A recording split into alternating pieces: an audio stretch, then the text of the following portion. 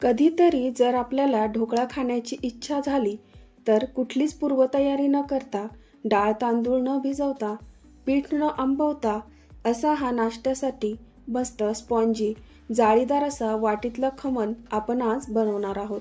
Recipe ही अतिशय सोपी आहे। अगदी 10 ते 15 मिनिटांमध्ये हा इन्स्टंट ढोकळा तयार होतो। तर वेळ वाया न घालवता लगेचच रेसिपीला सुरुवात करूया। आणि रेसिपी जर आवडली तर लाईक करा, शेअर करा आणि चॅनलला सबस्क्राईब नक्की करा। ढोकळा बनवण्यासाठी सर्वात पहिल्यांदा इथे आपण 1 कप बेसन पीठ घेतले। बेसन पीठ हे इथे आपल्याला व्यवस्थित चाळून घ्यायचंय। यानंतर यामध्ये आपल्याला चवीनुसार मीठ घालायचंय। मीठ घालून झाल्यानंतर यात आपण 2 चमचे साखर घालूया। आता यामध्ये आपण अर्धा चमचा सायट्रिक ऍसिड म्हणजेच लिंबू सत्व घालायचंय। याऐवजी इथं लिंबाचा रस जरी तुम्ही वापरला तरी चालेल। आता ढोकळा आपला घशामध्ये अडकला जाऊ नये म्हणून यात 1 चमचा तेल टाकून घेऊया। आता हे सर्व जिन्नस पहिल्यांदा कोरडच आपल्याला पिठामध्ये मिक्स करून घ्यायचंय, म्हणजे हे सर्व एकजीव होईल। तर इथे आता साधारण 2 ते 3 मिनिट हे व्यवस्थित एकसारखं हलवत मिक्स करून एकजीव करून घेतलं। आता यानंतर यामध्ये आपण 1 कप पाणी घेतलंय। लगेचच इथे आपल्याला संपूर्ण पाणी घालायचं नाही, तर आपल्याला थोडं थोडं पाणी यामध्ये टाकायचंय। एकदम जर पाणी आपण वापरलं तर बेसन पिठाच्या गाठी तयार होतील। तर आता यामध्ये थोडं थोडं पाणी घालत छान असं बॅटर आपल्याला तयार करून घ्यायचंय। तर बघा इथे थोडं थोडं पाणी मी वापरलंय आणि बॅटर हे आपलं छान असं तयार झालंय। याची कन्सिस्टन्सी तुम्ही बघू शकता आणि कुठल्याही प्रकारच्या गाठी किंवा लम्स यामध्ये राहिल्या नाहीत। यावर आता झाकण ठेवून हे 10 ते 15 मिनिट सेट होण्यासाठी साईडला ठेवूया। इथे हा ढोकळा आता आपण वाट्यांमध्ये बनवतोय, तर इथे अशा प्रकारच्या स्टीलच्या वाट्या मी वापरणार आहे। तर आता या वाट्यांना आपल्याला आतमधून तेल लावून छान असं ग्रीस करून घ्यायचंय, म्हणजे ढोकळा हा वाटीला अजिबात चिकटला जाणार नाही आणि सहज हा ढोकळा मोकळा होईल। सर्वच वाट्यांना आपण अशाच प्रकारे तेल लावून व्यवस्थित ग्रीस करून घेऊया। सर्व वाट्यांना आता तेल लावून ग्रीस करून घेतलेला आहे। आता पुढच्या कृतीकडे वळूया।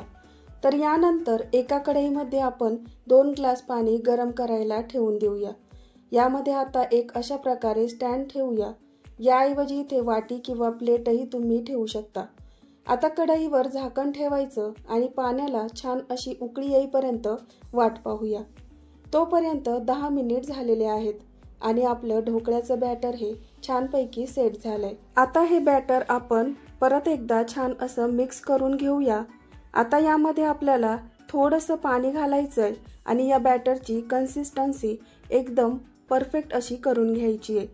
ढोकळ्यासाठी जे बॅटर असतं ते जरासं पोरिंग कन्सिस्टन्सीचं म्हणजेच पातळ असं असतं। तसंच पातळसर बॅटर इथे आपलं तयार करून झालंय, तर तुम्ही बघू शकता याची कन्सिस्टन्सी।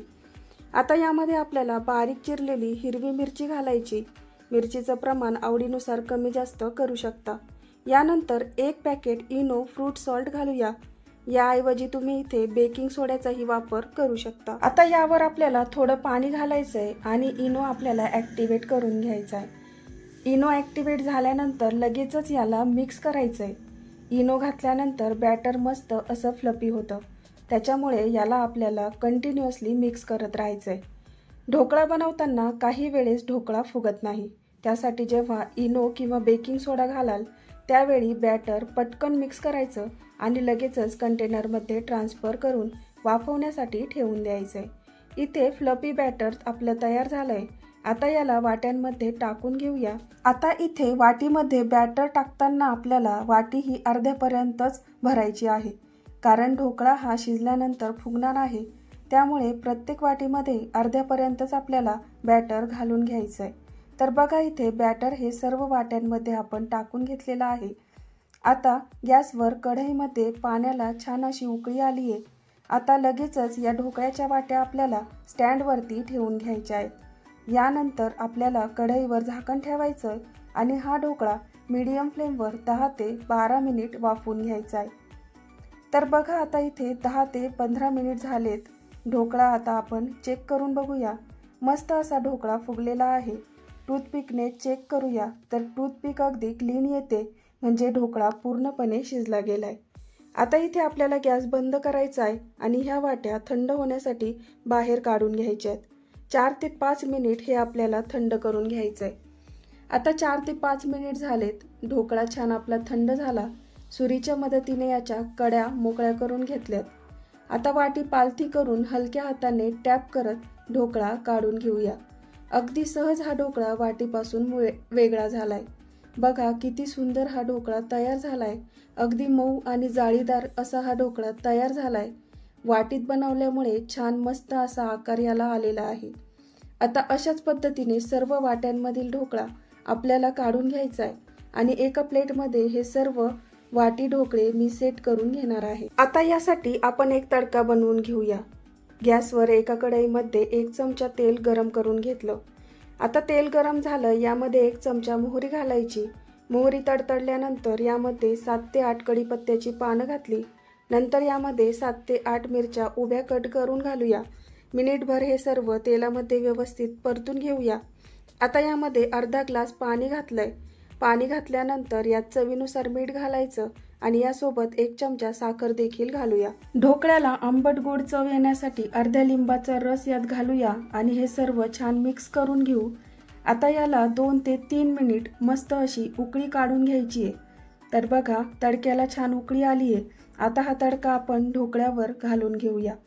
आता तडका घातल्यानंतर 4 ते 5 मिनिट असंच आपल्याला सेट करून घ्यायचं, म्हणजे ढोकळा हा हवं तेवढं गोड पाणी शोषून घेतो, म्हणजे आतून छान हा मस्त जाळीदार स्पॉन्जी असा तयार होतो। तर असा हा ढोकळा तुम्ही नक्की ट्राय करून बघा आणि लहानांपासून मोठ्यांपर्यंत हा ढोकळा सर्वांनाच नक्कीच आवडेल। तर आजची ही माझी रेसिपी तुम्हाला कशी वाटली ती कमेंट करून नक्की सांगा आणि रेसिपी आवडली तर चॅनलला सबस्क्राईब नक्की करा। मस्त खा, स्वस्थ रहा। धन्यवाद।